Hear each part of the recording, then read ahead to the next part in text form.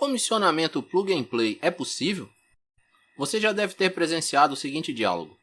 Não está funcionando. Você testou isso direito antes de vir pra cá? Sim, testei. Várias vezes. E tinha funcionado direitinho. Neste vídeo, vamos conhecer uma ótima forma de trabalho, facilitando muito o comissionamento e o startup.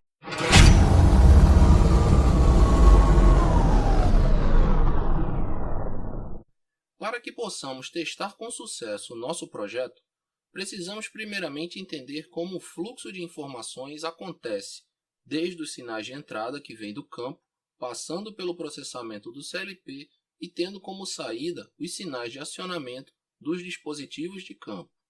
O seguinte diagrama de blocos irá nos ajudar a visualizar esse fluxo de informações. Tudo se inicia nos mais diversos sinais de entrada. No caso do nosso projeto, botão de emergência, relé térmico e contato auxiliar do contator, que é o nosso retorno de ligado da bomba. Esses sinais são fisicamente conectados às entradas físicas do nosso controlador.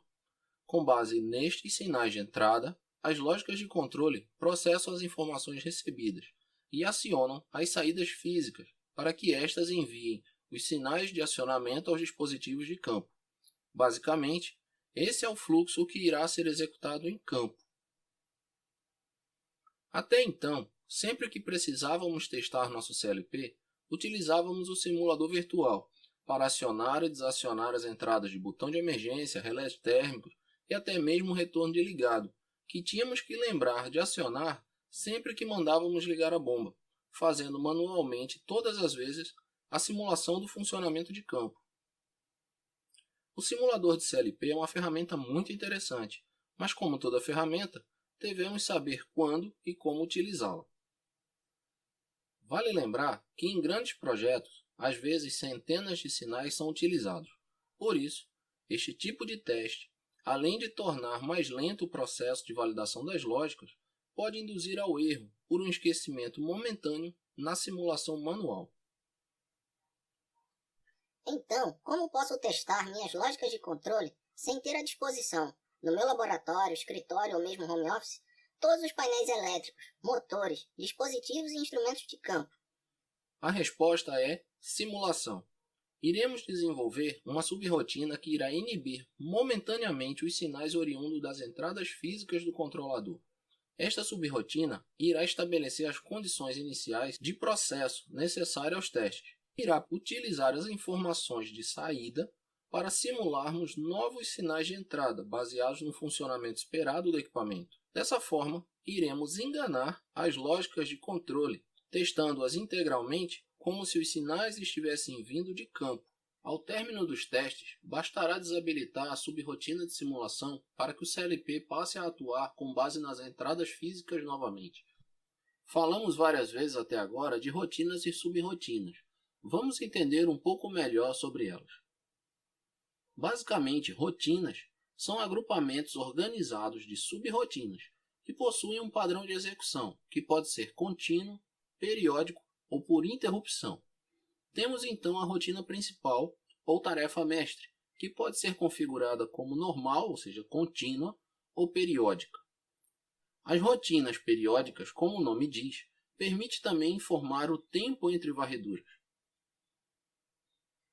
Os eventos são baseados em interrupções de hardware, para uso de contadores de alta velocidade, por exemplo. Dentro de cada rotina, iremos encontrar uma série de subrotinas com execução sequencial. No nosso projeto, até o momento, temos por enquanto apenas a subrotina bombas, mas até o final deste vídeo, criaremos várias outras subrotinas.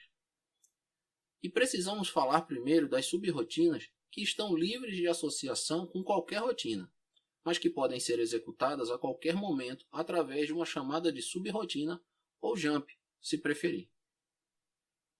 Vimos que a rotina mestre pode ser configurada como execução contínua ou periódica. Essa é uma configuração muito importante e constitui uma boa prática utilizarmos a execução periódica sempre que possível, diminuindo o consumo de energia e aumentando o tempo de vida do CLP, pois a CPU não fica em 100% de atividade o tempo todo. Devemos analisar a criticidade do nosso processo para verificar a real necessidade do uso da execução contínua, ou se podemos utilizar um scan de, por exemplo, 100 milissegundos, Ou seja, nosso programa será executado 10 vezes por segundo. É muito rápido e, sem dúvida, muito mais que suficiente para os acionamentos do nosso projeto. Vamos ser ecoeficientes em nossos projetos, reduzindo o consumo energético e otimizando a vida útil dos nossos equipamentos. Voltando a analisar o nosso diagrama de blocos, podemos perceber que faz-se necessário uma estrutura de interseção entre as entradas físicas e as simulações. Vamos chamar essa área de espelhamento de entradas, e assim nossas lógicas de controle estarão referenciadas a este espelhamento, não importando se o espelhamento está refletindo as entradas físicas ou a simulação. Como nossa área de espelhamento deverá utilizar uma área de memória, nada mais natural do que utilizar a estrutura de padronização das bombas para os tags de relé e retorno de ligado. Então, criaremos os tags de relé térmico, retorno de ligado e do acionamento de cada bomba. A mesma estrutura utilizada para a bomba BB1011 poderá ser replicada para as bombas BB1021 e BB1022. Essa é a importância da estruturação do mapa de memória. Conseguimos montar blocos estruturados de bomba. Temos assim padronização. E agora podemos fazer botão de emergência, sinaleiro de alarme geral e para isso precisaremos também criar uma estrutura de comandos e acionamentos de uso geral. E novamente, a melhor coisa a se fazer é sempre estruturar. Vamos estruturar os comandos e sinais de uso geral e do painel no mapeamento de memória. Se criarmos nossa estrutura de uso geral a partir do endereço 500, por exemplo, estaremos dividindo nossa área de memória de uma forma muito interessante, criando espaços de reserva para a implementação futura de outros tipos de estrutura, como válvulas, inversores, software status, sensores, atuadores, medições analógicas e bits de controle para lógicas de automatismo e grafset. Quanto mais tempo investirmos na estruturação de padrões de desenvolvimento, mais qualidade e menos erros teremos. E em nossos projetos futuros, teremos também mais velocidade, pois os padrões já existirão. Cada empresa ou profissional precisa desenvolver os seus padrões de desenvolvimento. Isso é trabalhar com qualidade. Vamos trazer para a estrutura de uso geral o comando de reset geral. Afinal, não faz sentido agora ele estar no endereço M0, existindo uma estrutura a partir do endereço M500. Criando então a estrutura de uso geral para botão de emergência e alarme.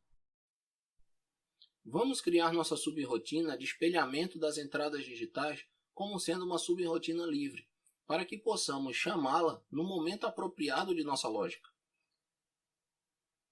E agora, iremos configurá-la, fazendo com que o status de cada entrada digital esteja associado ao respectivo tag da nossa área de memória que foi criada.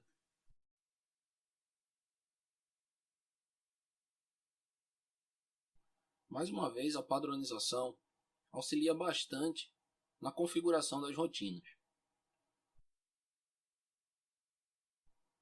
Por possuir uma estrutura, podemos copiar as hangs de espelhamento de cada uma das bombas e suas entradas associadas, e posteriormente apenas alterar os tags.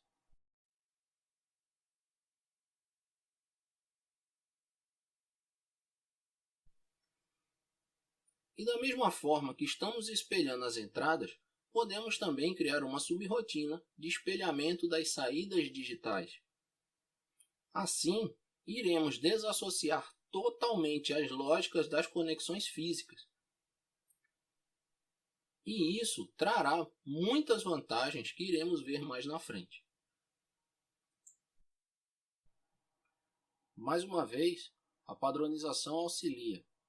Uma vez que definimos as lógicas de espelhamento das saídas de uma bomba, podemos novamente copiar as hangs e atualizar os tags.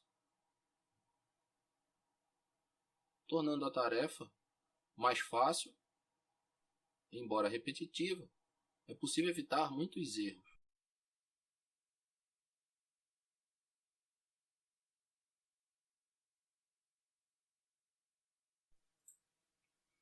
Temos agora que adequar a nossa programação a esta nova filosofia, o uso de espelhamento de entradas e saídas.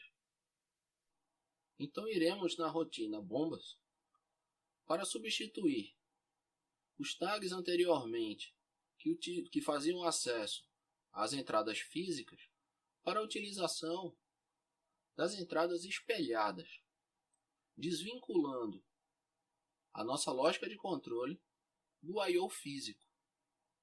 Isso deve ser feito para toda a lógica, de forma que as entradas físicas sejam referenciadas apenas na subrotina de espelhamento de entradas e saídas. Faremos a adequação para todos os motores, lógicas de acionamento, alarme, reset, botão de emergência, relé térmico. Todos os pontos precisam ser atualizados. Como já percebemos, toda vez que mexemos na nossa padronização, há um impacto grande de retrabalho em nosso código. Desde o primeiro vídeo, temos melhorado nossos padrões ao longo do projeto e, eventualmente, precisamos refazer parte do que foi desenvolvido. Por isso é importante definirmos bem os nossos padrões antes de iniciarmos nossos projetos, ou herdarmos os padrões de projetos anteriores.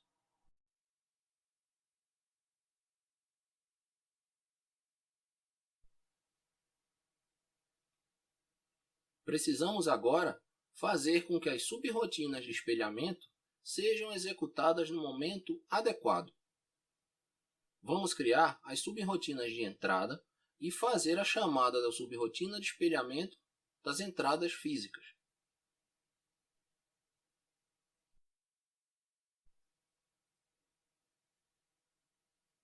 E vamos criar a subrotina de saídas, que fará a chamada da subrotina de espelhamento das saídas físicas.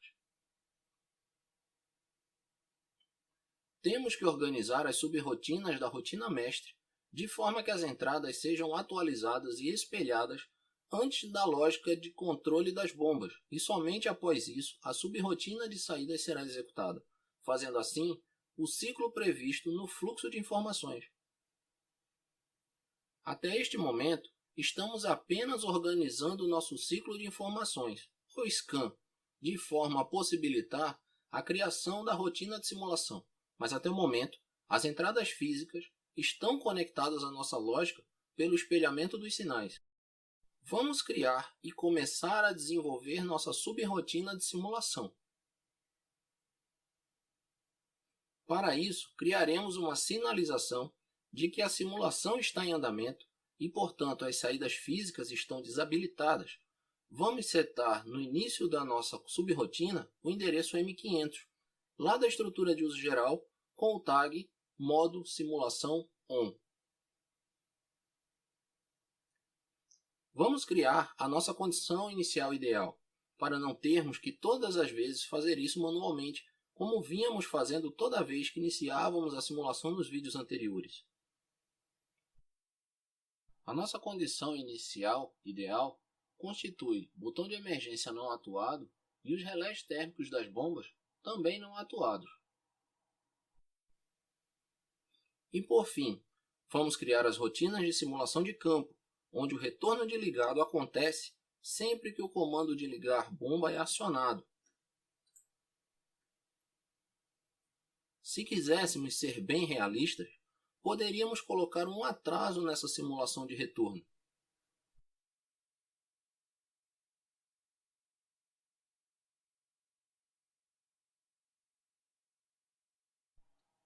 Ao copiar a lógica que contém um temporizador, é importante verificarmos se não estamos copiando o mesmo temporizador. Caso contrário, uma condição inconsistente irá ocorrer, pois a saída de um temporizador irá influenciar na outra lógica. Cada lógica deve ter o seu temporizador. Por enquanto, nossa subrotina de simulação está bem simples, mas no decorrer do nosso curso, veremos como ela irá aumentar e como será importante para os testes repetitivos que iremos fazer. Agora, precisamos fazer a chamada da simulação. Mais uma vez, utilizamos o recurso Jump para chamar a subrotina e colocamos no topo da execução. E usando o tag de sinalização de que a simulação está em andamento, iremos inibir as chamadas das subrotinas de espelhamento das entradas e das saídas, desacoplando de vez a dependência dos sinais de campo.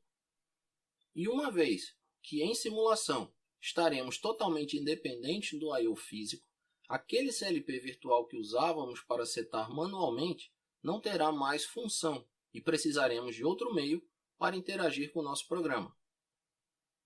E aí entra em ação uma funcionalidade muito interessante, a tabela de animação. Com ela podemos visualizar status e setar valores para todos os tags de memória. Nesse momento, verificamos que havia ocorrido um esquecimento ao atualizar o espelhamento da entrada digital do botão de emergência.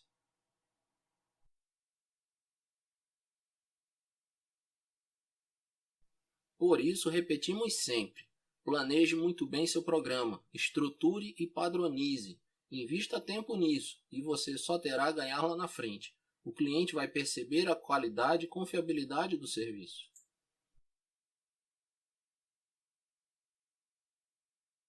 Podemos criar várias delas e de forma a realizar todos os testes que necessitamos.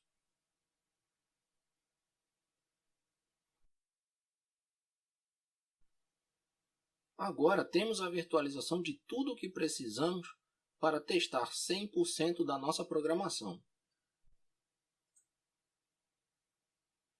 Finalmente, iremos ver as subrotinas em ação.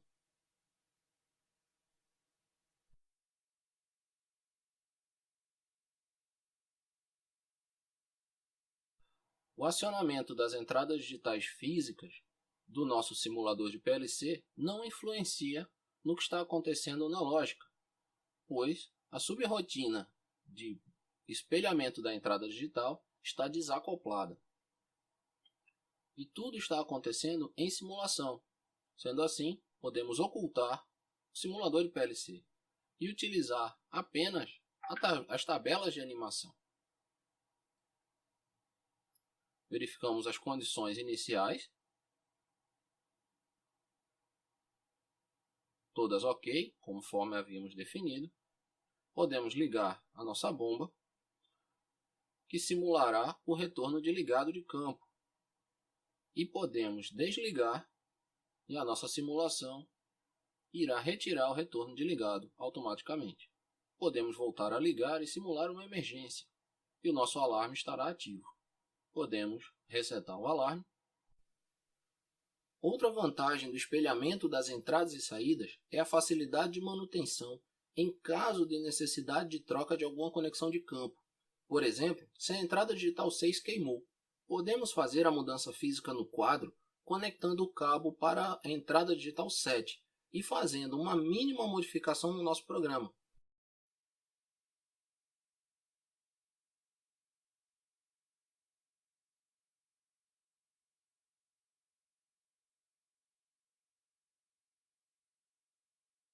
Redefinindo o espelhamento da entrada associada ao retorno de ligado da bomba BB1022.